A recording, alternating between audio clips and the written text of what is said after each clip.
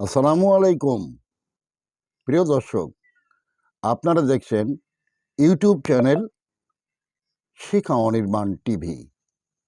এখন গুরুত্বপূর্ণ বিষয় নিয়ে আমাদের সাথে যুক্ত হচ্ছেন নমস্কার। খবরের অন্তরালের খবর নিয়ে ক্যালকাটা ডায়ালগস থেকে মনোজ দাস। কথায় আছে, অতিবার বেরো না, ঝড়ে ভেঙে পড়বে। যুক্তরাষ্ট্রের প্রেসিডেন্ট ট্রাম্প সাহেব নিশ্চয়ই এই বাংলা প্রবাদটি শোনেননি, তবে ইংরেজিতেও সমার্থক প্রবাদ আছে, কিংবা শুনলেও হয়তো মনে রাখেননি। গায়ের জোরে দুনিয়া নিজের মুঠোয় আনতে চেয়েছেন, ফল হলো দুনিয়া মুঠোয় এলো তো নাই, উল্টে আমেরিকার প্রেসিডেন্টের গদি থেকে নিজেই উৎখাত হতে চলেছেন।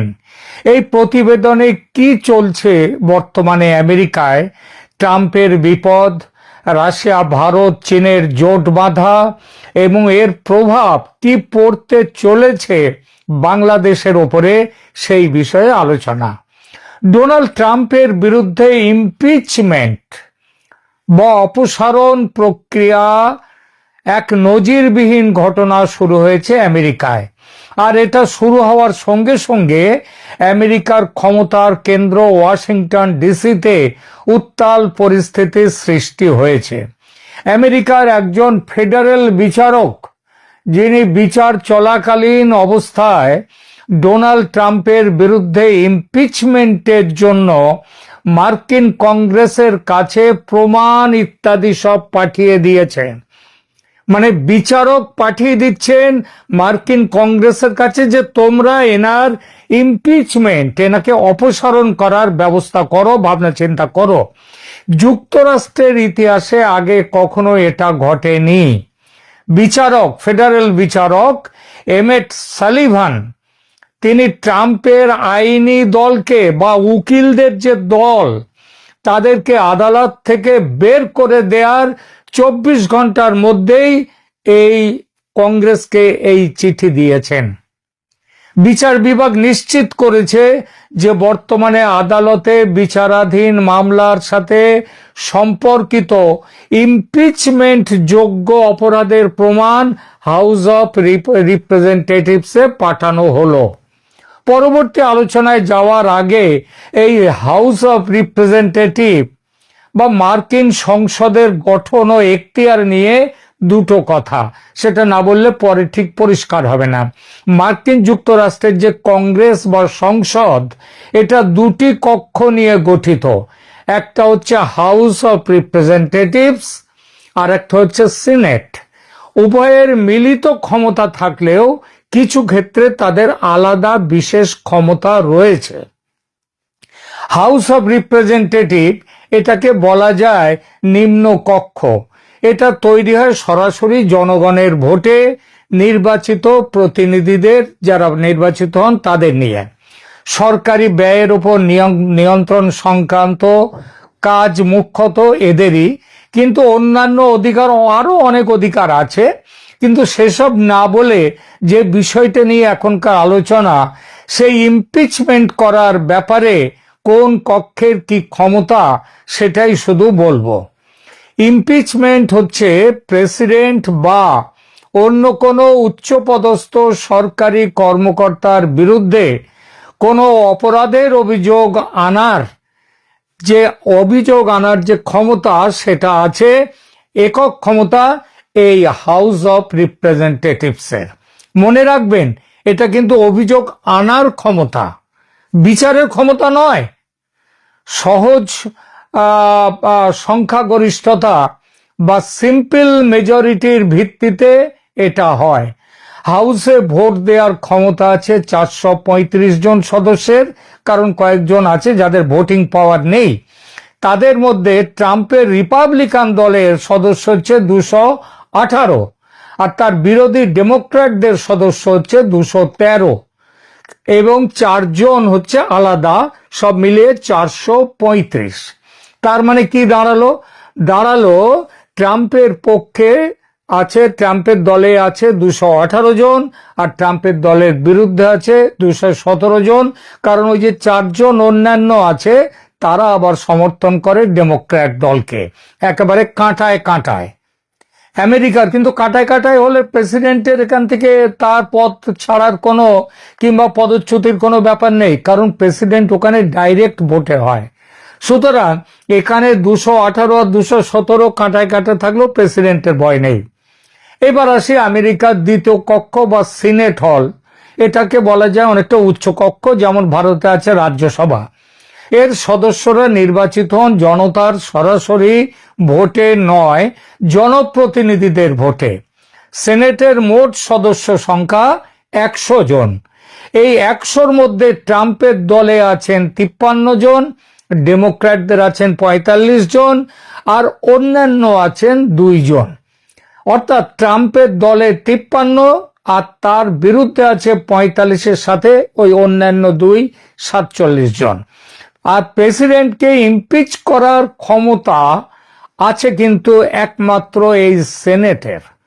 তবে তার জন্য সিম্পল মেজরিটি হলে চলবে না, চাই 2/3 ভোট, অর্থাৎ 100 জনের মধ্যে 67 জনের ভোট চাই। এখন প্রেসিডেন্টের তো বিরুদ্ধে আছে 47 জন, 20টা ভোট দরকার। 20টা ভোট পাওয়া অত সহজ নয়। তবু যেভাবে রিপাবলিকানদের মধ্যে বিরোধ জেগে উঠছে ট্রাম্পের বিরুদ্ধে, তাতে এবং যেভাবে ইতিমধ্যে হাউস অফ রিপ্রেজেন্টেটিভে 2 জন তো ট্রাম্পের বিরুদ্ধে চলেই গেছেন, সুতরাং এখানেও সেনেটেও যাওয়ার সম্ভাবনা আছে।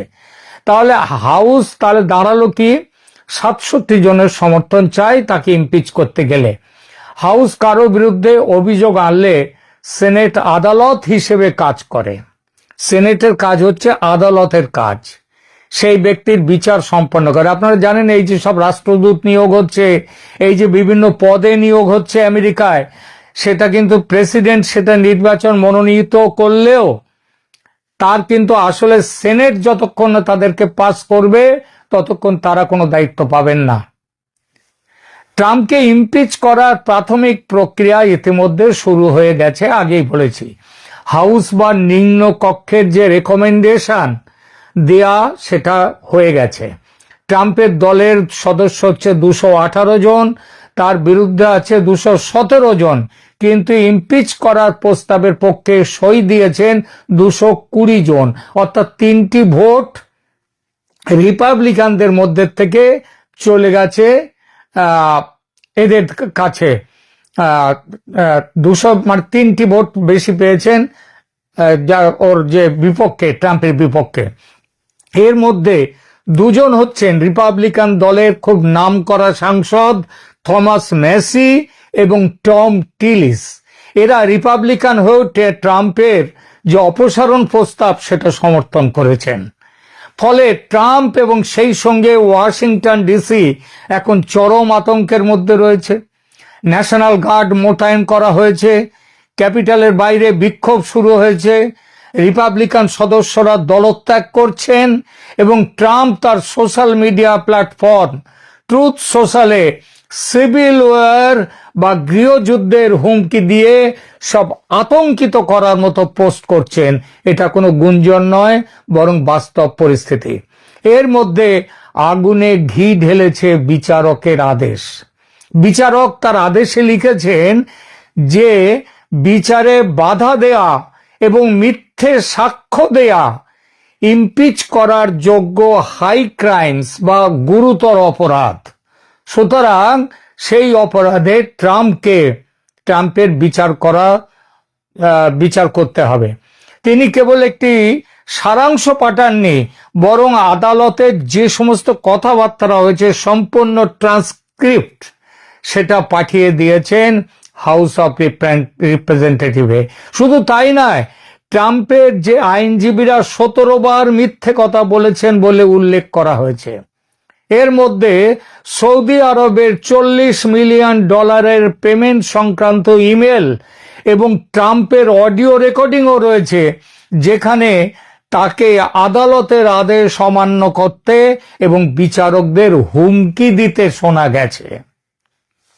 ট্রাম্পকে ইমপিচ করা বা অপসারণ করার প্রস্তাব সংখ্যা হচ্ছে ওদের ওখানে হাউসে রেজলিউশন নম্বর 353। এবার বিচারকের এই পদক্ষেপের পর এই সমর্থন এবং এই ইমপিচমেন্টের দাবি আরো নাটকীয়ভাবে বেড়ে গেছে। এখন 220 জন সদস্য এর সপক্ষে আছেন, যা অভিশংসন পাশের জন্য, ইমপিচমেন্টের প্রস্তাব পাশের জন্য যথেষ্ট। থমাস ম্যাসি এবং টম টিলিস তাদের মতো রিপাবলিকানরা, নামী রিপাবলিকানরাও এখন ট্রাম্পের পদত্যাগ বা অপসারণ চাইছেন। প্রতিনিধি সভার সদস্যরা 72 ঘন্টার নিয়ম কার্যকর করেছেন হাউস অফ রিপ্রেজেন্টেটিভ, যার অর্থ, এটা করেছে 9 তারিখে, যার অর্থ 11 জানুয়ারির মধ্যে ট্রাম্পের ইমপিচমেন্ট নিয়ে ভোট হবে হাউসে। ট্রাম্প আমেরিকার ইতিহাসে প্রথম রাষ্ট্রপতি হতে যাচ্ছেন যিনি 3 বার ইমপিচমেন্টের মুখোমুখি হবেন। এর আগেও তিনি 2 বার হয়েছেন, সেটা পরে বলছি। ভেনেজুয়েলা কাণ্ডের পর যখন বুক বাজাচ্ছেন ট্রাম্প আপন গর্বে, ক্ষমতার গর্বে, তখনই এই আঘাত। আর এর মূলে অনেকটা ভূমিকা আছে ভেনেজুয়েলায় যে কাণ্ড ঘটিয়েছেন সেটা। আমেরিকার সংবিধানে প্রেসিডেন্ট ইচ্ছা করলেই অন্য দেশে হামলা করতে পারেন না, যুদ্ধ ঘোষণা করতে পারেন না, সেনেটের অনুমতি নিতে হয়। ট্রাম্প সেসবের ধার ধারেন না। প্রেসিডেন্ট খুশি মতন শুল্ক ধার্য করতে পারে না। আমেরিকার সংবিধান অনুযায়ী সেনেটের অনুমোদন লাগে। ট্রাম্প সেনেটকে অগ্রাহ্য করছেন। এই সব কিছু হলো দেশের সংবিধান বহির্ভূত কাজ। আর এসবের মধ্যে আরো উল্লেখযোগ্য হচ্ছে ব্যক্তিগত ইগোর জন্য ভারতের বিরুদ্ধে বাণিজ্য যুদ্ধ ঘোষণা করেছেন। 500% যে হুমকি দিচ্ছেন, 500% শুল্ক আরো হবে ভারতের ওপর। এছাড়া তিনি আটলান্টিকে রাশিয়ার তেলের জাহাজ দখল করেছেন। গ্রিনল্যান্ড দখল করার সামরিক ক্ষমতায় গ্রিনল্যান্ড দখলের হুমকি দিচ্ছেন। কানাডা দখল করবেন বলছেন। সব মিলিয়ে বিশ্বকে এক ভয়ঙ্কর পরিস্থিতির দিকে নিয়ে যাচ্ছেন ট্রাম্প। আর এর জন্য ভুগতে হবে ভবিষ্যতে আমেরিকাকেও। ট্রাম্প সেদিন থাকবেন না প্রেসিডেন্ট, কিন্তু আমেরিকাকে এর দায় ভোগ করতে হবে। এরই মধ্যে হাউসের ও সেনেটের প্রতিনিধিদের আলোচনায় উঠে এসেছে বাংলাদেশের নামও। মার্কিন কংগ্রেসের দলমত নির্বিশেষে সদস্যদের বেশ কয়েকজন লিখিত প্রস্তাবে বাংলাদেশে ফ্রি, ফেয়ার অ্যান্ড ইনক্লুসিভ নির্বাচনের দাবি করেছেন। আওয়ামী লীগকে নিয়ে নির্বাচন করার কথা বলেছেন। বাংলাদেশে মৌলবাদী শক্তি, সন্ত্রাসবাদীদের যে বেড়ে উঠছে তার বিরুদ্ধে ব্যবস্থা নেওয়ার কথা বলেছেন। মোহাম্মদ ইউনূস কর্ণপাত করছেন না। তিনি যে কর্ণপাত করছেন না, এই সাহস কোত্থেকে পাচ্ছেন? সেটা পাচ্ছেন ট্রাম্পের কাছ থেকে। ট্রাম্প তার আমেরিকা ফার্স্ট নীতির জন্য পৃথিবীর কোথায় আমেরিকার স্বার্থ সুরক্ষিত রাখা যাবে তার জন্য মানবাধিকার, সভ্যতা সবকিছু বিসর্জন দিয়েছেন। বাংলাদেশের ইউনূস সরকারের সব কাজকে চোখ বুজে সমর্থন করে যাচ্ছেন। এই জন্যে ইমপিচমেন্টের এই যে তোড়জোড়, তারই জন্যে। এই তোড়জোড় নিয়ে ট্রাম্পের প্রতিক্রিয়াটা কি? এক কথায় বিপজ্জনক এবং অস্থির। তিনি তার ট্রুথ সোশ্যালে সেখানে লিখছেন, গৃহযুদ্ধের হুমকি দিচ্ছেন। তার দলবল এর আগে ভোটে হেরে যাওয়ার পর যেভাবে ক্যাপিটালে গিয়ে সেখানে যেভাবে হাঙ্গামা করেছিল, যার জন্য তিনি এর আগে একবার ইমপিচমেন্টের মুখোমুখি হয়েছেন, আবার সেই রকম হুমকি তার সমর্থকরা দিচ্ছে। এই হুমকিগুলোকে গোয়েন্দা সংস্থাগুলো গুরুত্বের সাথে দেখছে। এছাড়া ট্রাম্পকে অপসারণের জন্য আরো একটা সাংবিধানিক পথ নিয়েও কাজকর্ম চলছে ভেতরে ভেতরে। সেটা কি? সেটা হলো আমেরিকার সংবিধানের 25তম সংশোধনী, 25th অ্যামেন্ডমেন্ট, তার প্রয়োগ নিয়ে ভাইস প্রেসিডেন্টের সাথে ট্রাম্পের মন্ত্রিসভার সদস্যদের গোপন আলোচনার খবরও পাওয়া যাচ্ছে। সেই আলোচনাটা কি? 25 নম্বর সংশোধনীটা কি?